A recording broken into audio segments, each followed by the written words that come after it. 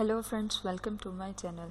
Friends, अपनी इस video को स्टार्ट करने से पहले मैंने आने वाले यूज़र से ये रिक्वेस्ट करूँगी कि वो हमारे चैनल को सब्सक्राइब करके जल्दी से बेल आइकन के बटन को प्रेस कर दें। आज के इस वीडियो में मैं आपको बताऊंगी कि आप किस तरह से अपने मार्बल की टेबल्स को सही से साफ़ कर सकते हैं। दोस्तों, बहुत से लोगों को मार्बल के टेबल्स को साफ़ करने का सही तरीका पता नहीं होता है, जिसकी वजह से उनको बेहद परेशानी होती है।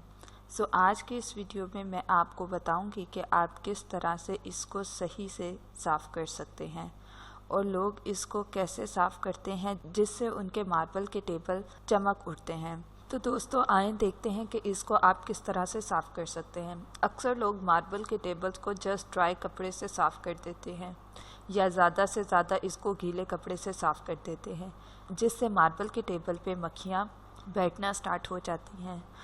आप लोगों ने क्या करना है, आप लोगों ने मार्बल के टेबल को नीम गर्म पानी में कपड़े को डिप करके इसको मार्बल के टेबल पे लगाना है।